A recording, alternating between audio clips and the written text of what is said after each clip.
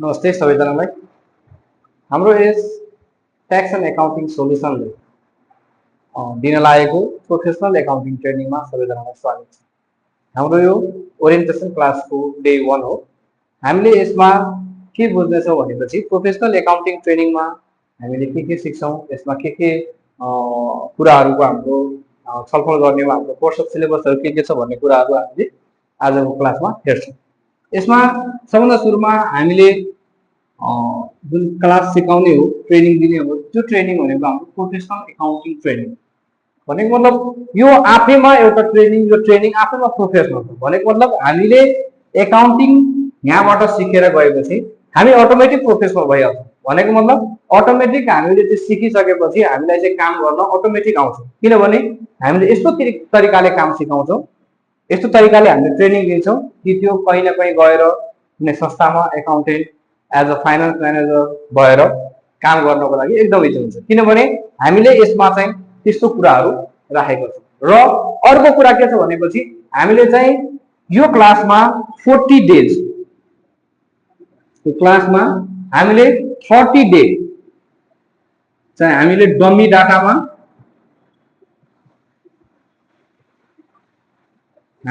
डाटामा training दिन्छौँ र 10 days चाहिँ हामीले 10 डेज चाहिँ हामीले के गर्छौँ भनेपछि लाइभ प्र्याक्टिस गर्छौँ। भनेको मतलब रियल टाइममा चाहिँ हामीले कसरी काम गर्ने, के गर्ने भन्ने कुराहरू रियल टाइम प्र्याक्टिस गर्छौँ। भनेको मतलब यो ट्रेनिङ हामी अब 40 डेज चलाउँछौँ आजबाट र त्यो 40 डेजमा 30 डेज चाहिँ हामीले तपाईँहरूलाई डाटाहरू प्रोभाइड गर्न, त्यसमा कसरी काम गर्ने हैन, कुन लेजर कसरी बन्छ, कुन जर्नल कसरी बन्छ, ट्रायल ब्यालेन्स कसरी बनाउने हैन, ब्यालेन्सहरू कसरी बनाउने भन्ने कुराहरू हामीले सिकाउँछौँ। र 10 डेजमा चाहिँ त्यही डाटालाई फेरि हामीले रियल डाटाहरू दिएर तपाईँहरूलाई चाहिँ त्यसको बारेमा हामीले सिकाउँछौँ र त्यसमा कसरी इन्ट्री गर्ने भन्ने कुराहरू हामीले 10 दिनसम्म सिकाउँछौँ है। अनि यसमा चाहिँ हामीले यो सिर्फ म्यानुअल ट्रेनिङ मात्र होइन कि यसमा चाहिँ हामीले बिजी सफ्टवेयर पनि सिकाउँछौँ है। अब यो सफ्टवेयर भनेको चाहिँ के भनेपछि कुनै पनि सफ्टवेयर तपाईँले एउटा सिकिसकेपछि अरू सफ्टवेयरहरू चाहिँ लगभग सेमै हुन्छ। किनभने हामीले बेस कुराहरू आइसकेपछि कि हामीले कसरी इन्ट्री गर्ने हैन, म्यानुअल हामीले यदि सिकिसकेपछि कुनै पनि सफ्टवेयर, कुनै पनि एकाउन्टिङ सफ्टवेयर हामीले चाहिँ इन्ट्री गर्नलाई सक्छौँ। किनभने अब जस्तै कुनै मोबाइल एप्लिकेसनहरू चलाउँदा यसको मेनु यहाँ हुन्छ, त्यसको मेनु त्यहाँ हुन्छ। त्यस्तै अब बिजीमा इन्ट्री गर्दाखेरि त्यसको हामीले रिपोर्टिङ त्यहाँबाट हेर्ने, यसको इन्ट्री यहाँबाट गर्ने भन्ने कुरा मात्रै हो। तर एज अ होलमा जति पनि एकाउन्टिङ सफ्टवेयरहरू छ त्यो चाहिँ पुरै एकदम सेमै हुन्छ लगभग। हामीले चाहिँ एकाउन्टिङको हामीले मेन कुरा कोर थाहा हुनु पर्यो। हामीले एकाउन्टिङ कसरी गर्ने हैन, एकाउन्टिङ गर्दा के गर्नुपर्छ, के कुरामा ध्यान दिनुपर्छ भन्ने कुराहरू हामीले सिक्छौँ। र त्यो सँगसँगै हामीले यसमा भ्याट र ट्याक्सको बारेमा पनि चर्चा गर्दैछौँ। अब हामी सुरुवात गरौँ। आज यो प्रोफेसनल एकाउन्टिङ ट्रेनिङमा हामीले कुन कोर्सहरू हामीले सिक्छौँ भने है।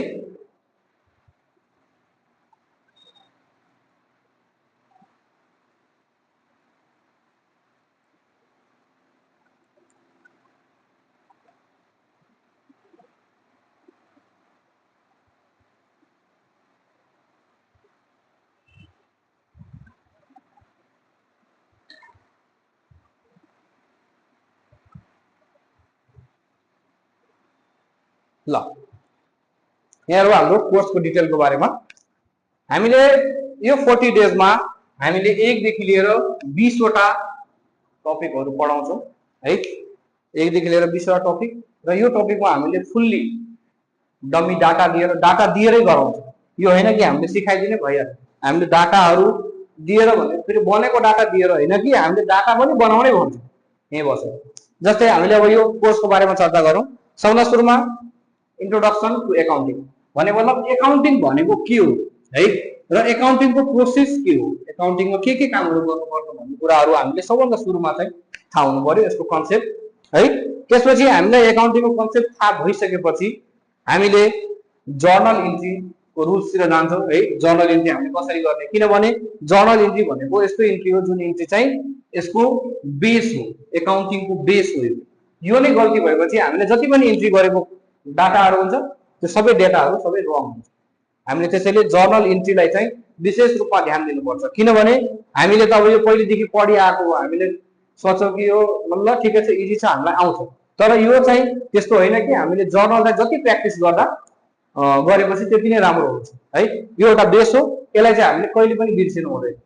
ठिक छ, त्यस्तै गरेर हामीले जर्नल इन्ट्रीको रुल्सहरू पढिसकेपछि त्यो रुल्स पनि हामीले दुई किसिमले पढ्छौँ। एउटा इन्क्रिज डिक्रिजको रुल्स के छ र अर्को हाम्रो जुन अन द बेसिस अफ एकाउन्टको आधारमा छ, real account, personal account, nominal account, त्यसको रुलहरू हामीले हेर्छौँ र राम्रोसँग बुझ्छौँ। त्यसपछि अर्को छ फाइनान्सियल रिपोर्ट। अब फाइनान्सियल रिपोर्टमा के हुन्छ, यसको कन्सेप्ट के हो भन्ने कुराहरू पनि हामीले हेर्छौँ। त हामीलाई थाहा छ फाइनान्सियल रिपोर्टमा ब्यालेन्स सिट होला, पिएल होला, क्यास फ्लो स्टेटमेन्ट होला हैन, यति कुरा त मेजर रिपोर्ट्स हो। यो तीनटा त मेजर रिपोर्ट्स हो। तर यो रिपोर्ट्स बाहेक पनि अरू कुराहरू हाम्रो फाइनान्सियल रिपोर्टमा आउँछ, त्यसको बारेमा चर्चा गर्छौँ। हामी तपाईलाई अडिट रिपोर्ट, फाइनान्सियल स्टेटमेन्टहरू लास्ट इयरको प्रोभाइड गर्छौँ र दिस इयरमा के इन्ट्री गर्नुपर्छ हैन, ओपनिङ के तान्नुपर्छ भन्ने कुराहरू पनि सिकाउँछौँ। त्यस्तै गरेर ब्यालेन्स सिट, अब त्यही फाइनान्सियल रिपोर्टको कुरा बुझाइसकेपछि हामीले ब्यालेन्स सिटलाई राम्रोसँग पढाउँछौँ। भनेको मतलब ब्यालेन्स सिटमा के छ कस्तो छ, जस्तै अब ब्यालेन्स सिटमा हामीलाई थाहा छ कि एसेट्स लायबिलिटी हुन्छ, तर त्यो एसेट्स भित्र पनि फिक्स एसेट्सको के पर्छ हैन, फिक्स एसेट्स भित्र पनि कुन ब्लकमा कुन एसेट्सहरू पर्छ भन्ने कुराहरू बुझाउँछौँ। र त्यो ब्लक मात्रै हैन कि हामीले त्यसमा कति डिप्रिसिएसन चार्ज काट्ने, कति बेला एमोर्टाइजेसन गर्ने भन्ने कुराहरू पनि हामीले ब्यालेन्स सिटमा पढाउँछौँ। र त्यस्तै गरेर लायबिलिटी साइडमा पनि कुन लायबिलिटी, कस्तो टाइप्सको लायबिलिटी हो भन्ने कुराहरूको हामीले सेग्रिगेसन गरेर सिक्छौँ। त्यस्तै गरेर प्रॉफिट एन्ड लस एकाउन्टमा हामीलाई थाहा छ कि हाम्रो जति पनि संस्थाले गरेको प्रॉफिट हुन्छ हैन, एडमिनिस्ट्रेसन कस्टहरू हुन्छ, जति पनि हामीले सेल्स गरेको हुन्छ, कस्ट अफ गुड्स सोल्ड हुन्छ, सबै कुराहरू चाहिँ प्रॉफिट एन्ड लसमा आउँछ। तर त्यसको हामीले काम गर्ने तरिका कसरी हो, हामीले कस्ट अफ गुड्स सोल्ड कसरी ल्याउने हैन, हामीले सेल्सलाई कसरी राख्ने भन्ने कुराहरू हामीले चाहिँ प्रॉफिट एन्ड लस एन्ड एकाउन्टबाट बुझ्छौँ। र यसमा अर्को कुरा हामीले ट्याक्स पनि कति तिर्नुपर्छ भन्ने कुरा हाम्रो डिटरमाइन चाहिँ प्रॉफिट एन्ड लस एकाउन्टबाट नै हुन्छ। त्यस्तै गरेर अर्को हुन्छ क्याश फ्लो स्टेटमेन्ट। यसमा चाहिँ हाम्रो एसेट्स, लायबिलिटी अथवा क्याश र फन्ड्सहरूको अवस्था कस्तो छ, त्यसको फ्लो कति छ, इन्क्रिज डिक्रिज के भएको छ भन्ने कुराहरू हामीले क्याश फ्लो स्टेटमेन्टबाट थाहा हुन्छ है। त्यस्तै गरेर हामीले क्याश फ्लो भइसकेपछि यो तीनटा मेजर रिपोर्ट हामीले पढिसकेपछि त्यसपछि हामी जान्छौँ फाइनान्सियल ट्रान्जेक्सन। फाइनान्सियल ट्रान्जेक्सन भनेको जुन तपाईले संस्थामा काम गरिसकेपछि तपाईँ कहाँ चाहिँ आउने बिल्सहरू, आउने भरपाईहरू, आउने डकुमेन्टहरू हो, त्यो चाहिँ फाइनान्सियल ट्रान्जेक्सन। अब त्यसलाई हामीले कसरी ट्रिटमेन्ट गर्ने, त्यसलाई हामीले कसरी जर्नल बनाउने भन्ने कुराहरू हामीले यसबाट बुझ्छौँ र त्यसको कन्सेप्ट बुझ्छौँ। पहिला फाइनान्सियल ट्रान्जेक्सन भनेको के हो, यसमा कुन ट्रान्जेक्सन आउँछ भन्ने कुराहरू बुझ्छौँ। त्यसपछि यति कुरा बुझिसकेपछि हामीले चाहिँ अब त्यसपछि पर्चेजको इन्ट्री गर्न पठाउँछौँ। भनेको मतलब पर्चेज बिलहरू हामीले ल्याउँछौँ यहीँबाट हैन, डमी डाटाहरू, त्यो चाहिँ पर्चेजको इन्ट्री तपाईँले गर्नुहुन्छ। पर्चेज इन्ट्री गर्ने बेलामा के गर्नुपर्छ, जस्तै फर्स्टमा हामीले चाहिँ पहिला के गर्नु पर्यो भनेपछि पार्टीबाट जुन बिल आउँछ त्यसलाई स्टकमा चढाउनु पर्यो हैन, स्टकमा चढाइसकेपछि हामीले पर्चेज रजिस्टरमा चढाउनु पर्यो, लेजर बनाउनु पर्यो, अनि त्यसपछि सफ्टवेयरमा इन्ट्री गर्नु पर्यो हैन। त्यस्तै पर्चेज रिटर्न गर्ने बेलामा के गर्नुपर्छ, कसरी पर्चेज रिटर्न काट्ने भन्ने कुराहरू चाहिँ हामीले यसमा हेर्छौँ। त्यस्तै गरेर सेल्स, अब पर्चेज त गर्यो अनि अब सेल्स कसरी काट्ने, हामीले VAT bill, dummy VAT bill चाहिँ हामीले बनाउँछौँ हैन। त्यसको आधारमा हामीले के गर्छौँ, सेल्स बिल काट्नु पर्ने हैन। सेल्स काट्दा के कुरामा ध्यान दिनुपर्छ, जस्तै हामीले पहिला सेल्स, हामीसँग अर्डरहरू गर्यो, सेल्स अर्डर भइसकेपछि हामीले स्टकमा चेक गर्नु पर्यो कि त्यो सामान स्टकमा छ कि छैन हैन। त्यसपछि स्टकमा भइसकेपछि हामीले चाहिँ अब फिजिकल अथवा सफ्टवेयरमा हामीले चेक गर्नु पर्यो कि त्यो हाम्रो फिजिकल स्टक छ कि छैन भनेर हैन। त्यो स्टक चेक भइसकेपछि हामीले के गर्छौँ, बिल काटेर दिन्छौँ। बिल काटिसकेपछि त्यसको जर्नल बनाउँछौँ, लेजर इन्ट्री गर्छौँ, सेल्स रजिस्टरमा इन्ट्री गर्छौँ हैन। त्यसपछि हामीले सफ्टवेयरमा इन्ट्री गर्ने हो हैन। त्यसपछि सेल्स रिटर्नको के गर्ने भन्ने कुरा पनि हामीले सिक्छौँ।